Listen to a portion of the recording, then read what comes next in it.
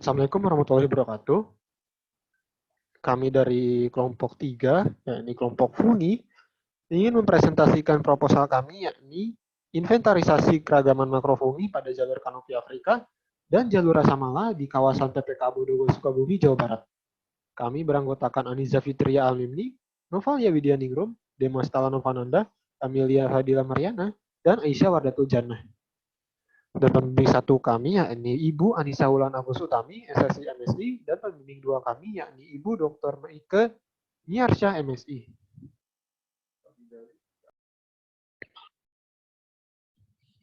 Latar belakang, keanekaragaman flora Indonesia dari kekayaan hutan tropis yang mencakup 63% dari luas daratan Indonesia, salah satunya keanekaragaman hayati yaitu fungi. Nah, fungi merupakan pengurai utama untuk menjaga ketersediaan unsur hara anorganik dan unsur hara organik. Hal ini penting untuk pertumbuhan tanaman dalam ekosistem. Nah, fungi bersama dengan bakteri dan beberapa protozoa berperan sebagai dekomposer dan sangat membantu dalam penguraian bahan organik untuk mempercepat peredaran zat-zat dalam ekosistem hutan. Nah, fungi berfungsi pada kesuburan tanah dan tanah akan menyediakan nutrisi bagi tanaman sehingga dapat memungkinkan hutan tumbuh subur dan lebat. Selanjutnya, beberapa jenis fungi yang dapat digunakan untuk bahan pangan khasiat obat. Nah, selain dapat dibuat makanan, terdapat juga beberapa fungi yang digunakan untuk obat yaitu Grifolat Fandusao yang dapat mencegah tumor dan kanker. Selanjutnya, fungi makroskopik adalah fungi yang berukuran besar atau makro, yang dapat dilihat tanpa dengan menggunakan bantuan mikroskop, dan dapat dipegang dan dipetik dengan tangan. Adapun alasan dari peneliti ini tertarik melakukan penelitian ini karena belum banyak yang mempublikasikan jenis-jenis makrofungi apa saja yang ada di kawasan PPKA Bodogol Sukabumi, Jawa Barat. Nah, peneliti terdorong dan termotivasi untuk melakukan penelitian ini, yaitu tentang inventarisasi keragaman makrofungi pada jalur kanopi Afrika dan jalur Rasamala di kawasan PPKA Bodogol Sukabumi, Jawa Barat.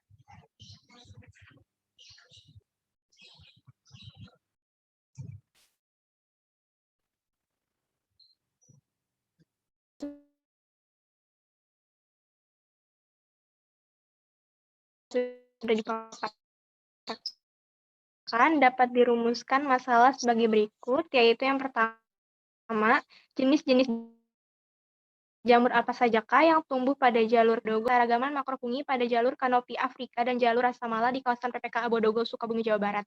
Yang ketiga, bagaimana tingkat perbandingan keanekaragaman makrofungi pada jalur kanopi Afrika dan jalur Rasamala di kawasan PPKA Bodogo, Sukabumi, Jawa Barat.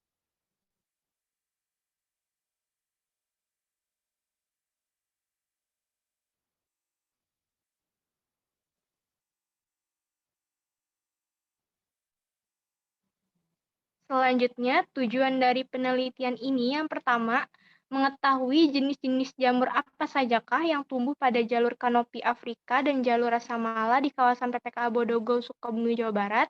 Yang kedua, mengetahui keanekaragaman makrofungi yang ditemukan pada jalur kanopi Afrika dan jalur Rasamala di kawasan PPKA Bodogo, Sukabumi, Jawa Barat.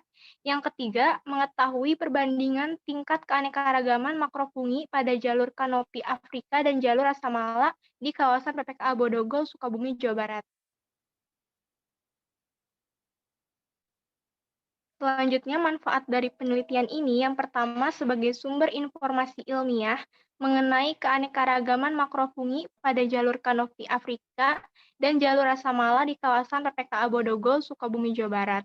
Yang kedua, dapat menambah wawasan serta ilmu pengetahuan tentang keanekaragaman makrofungi pada jalur kanopi Afrika dan jalur Rasamala di kawasan PPKA Bodogo, Sukabumi, Jawa Barat, serta dapat juga dijadikan sebagai inventarisasi makrofungi.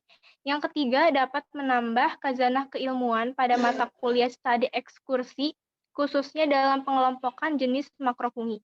Yang keempat, memberikan informasi ilmiah kepada masyarakat tentang makrofungi pada jalur kanopi Afrika dan jalur Rasamala di kawasan PPKA Bodogol, Sukabumi, Jawa Barat. Ya, selanjutnya, yakni kajian pustaka. Pertama ada deskripsi makrofungi, yakni jamur adalah organisme heterotrof yang hidup di lingkungan sekitar manusia ataupun makhluk hidup lain, dan seringkali banyak dijumpai di saat masa-masa hujan karena jamur membutuhkan tempat yang cukup basah untuk menyokong pertumbuhannya. Nah, keberagaman jamur di dunia ini mencapai 1.500.000 jenis dengan 200.000 spesies dari Indonesia. 200 spesies ini terbagi lagi menjadi spesies makrofungi dan mikrofungi. Masuk ke morfologi makrofungi, bagian tubuh makrofungi terdiri atas hifa atau benang-benang halus yang disebut miselium. Nah, miselium ini ada yang bersekat maupun tidak. Makrofungi yang hidup di tempat kering bereproduksi dengan cara spora. Makrofungi yang hidup di air bereproduksi dengan menghasilkan spora kembar. Nah, namun makrofungi juga dapat melakukan pembuahan secara seksual dengan cara isogami, oogami, gametoniogami, somogami, dan anisogami. Lalu ada habitat dan ekologi makrofungi. Makrofungi dapat tumbuh di kawasan hutan atau di daerah dengan kandungan humus yang banyak. Namun tidak menutup kemungkinan untuk jamur dapat tumbuh di tumpukan sampah ataupun pohon yang sudah mati. Selama tempat-tempat tersebut memiliki kandungan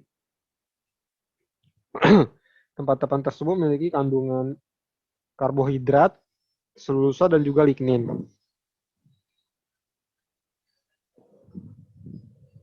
Nah, pertumbuhan jamur juga dipengaruhi beberapa faktor, yaitu kelembapan udara, kadar pH atau keasaman, temperatur atau suhu, dan juga kadar oksigen.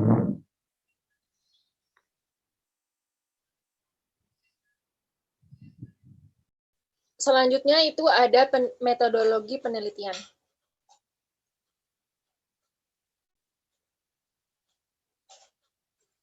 Tempat dan waktu penelitian. Penelitian ini merupakan penelitian lapangan yang dilaksanakan di kawasan PPKA Bodogol, Sukabumi, Jawa Barat pada bulan Juni 2021. Penelitian lapangan ini menggunakan dua jalur, yaitu jalur kanopi Afrika dan jalur Rasamala. Keanekaragaman makrofungi bergantung pada jenis habitatnya, sehingga dua jalur tersebut dipilih karena memiliki perbedaan luas area kelembapan udara dan tanah, perbedaan pH dan perbedaan suhu, serta perbedaan ketinggian.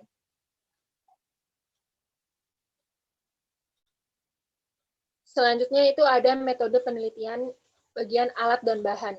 Alat yang digunakan selama penelitian adalah peta lokasi, tabulasi data, alat tulis, handphone, pH meter, hygrometer, altimeter, termometer, GPS, kamera, meteran tali berukuran 3x3, buku kunci identifikasi yang ditetapkan, jurnal-jurnal, dan buku-buku lain yang relevan seperti buku mikologi ilmu jamur. Bahan yang digunakan dalam penelitian lapangan ialah seluruh sampel makrofungi yang berada dalam jalur kanopi Afrika dan jalur Rasamala di kawasan PPKA Bodogol, Sukabumi, Jawa Barat.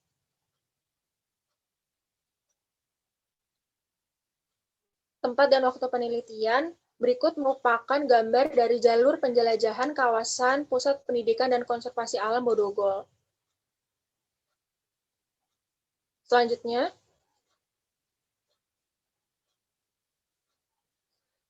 ada prosedur penelitian. Dilakukan observasi langsung pada jalur kanopi Afrika dan jalur Rasamala yang terdapat makrofungi. Kemudian, area tersebut diberi titik untuk peletakan plot pada saat penelitian lapangan.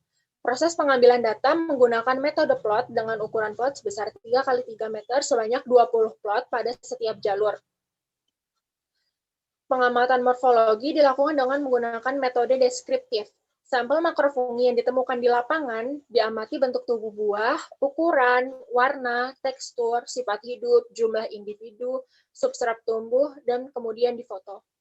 Selanjutnya dilakukan pengukuran faktor lingkungan seperti ketinggian, mengukur suhu menggunakan termometer, mengukur pH, mengukur kelembapan udara dengan menggunakan hygrometer. Data dicatat dalam bentuk tabel, kemudian dilakukan identifikasi jenis dengan menggunakan buku Mikologi Ilmu Jamur, kemudian ada PDF, A Field Guide to Mushroom by Ken McKnight, dan sumber lainnya. Kemudian digunakan juga beberapa aplikasi pendukung seperti Planet, Google Lens, Picture Mushroom, dan Naturalis.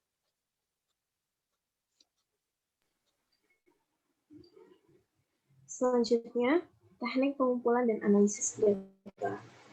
Pada penelitian ini menggunakan teknik pengumpulan metode purposive sampling dengan analisis data, yaitu habitat fungi, morfologi fungi, suhu, kelembapan, pH, dan intensitas cahaya pada tempat pengambilan sampel. Pengidentifikasian sampel yaitu dengan kunci identifikasi, deskripsi berdasarkan literatur, dan perbandingan dengan foto atau gambar.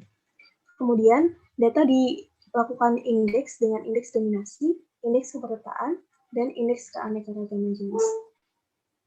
Yang pertama adalah indeks dominansi. Yang digunakan di sini adalah indeks dominansi dari Simpson, yaitu C sama dengan sigma PI kuadrat dengan PI sama dengan NI per M. C di sini merupakan indeks dominansi Simpson, dan NI merupakan jumlah total individu jenis, N merupakan jumlah seluruh individu dari total N, dan PI sebagai proporsi jenis. Kemudian kriterianya adalah C lebih dari 0, kurang dari 0,5 merupakan dominansi rendah, kemudian C lebih dari 0,5, kurang dari 0,75 merupakan dominansi sedang, kemudian C lebih dari 0,75 dan kurang dari 1 merupakan indeks dominansi tinggi. Selanjutnya, indeks kemerataan. Di sini kami menggunakan indeks kemerataan dari Vilelu, yaitu adalah E sama dengan H aksen per H max dengan H max sama dengan ln S. Di sini E merupakan indeks kemerataan Vilelu dan H aksen sama dengan indeks keanekaragaman, S sama dengan jumlah spesies, dan H max sama dengan keanekaragaman jenis maksimum. Kriteria yang digunakan di sini adalah kriteria indeks kemerataan dengan 0 sampai 0,25, indeks tidak merata, 0,26 sampai 0,5, indeks kurang merata, 0,51 sampai 0,75, indeks cukup merata, 0,76 sampai 0,95, indeks hampir merata, dan 0,96 sampai 1, indeksnya merata. Yang terakhir, kami menggunakan indeks keanekaragaman jenis dari Shannon Miller. Di sini dengan rumus H aksen sama dengan min sigma PI ln PI dengan PI sama dengan NI per N. Dengan H aksen adalah indeks keanekaragaman, NI sama dengan jumlah individu spesies, N sama dengan jumlah total individu dalam sampel, S sama dengan jumlah total individu seluruh jenis, dan VI sama dengan NI per N.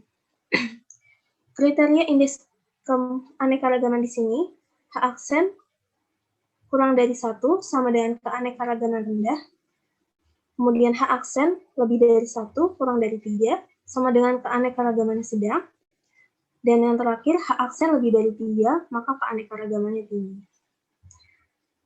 Sekian presentasi dari kelompok fungi, kurang lebihnya mohon maaf. Wassalamualaikum warahmatullahi wabarakatuh.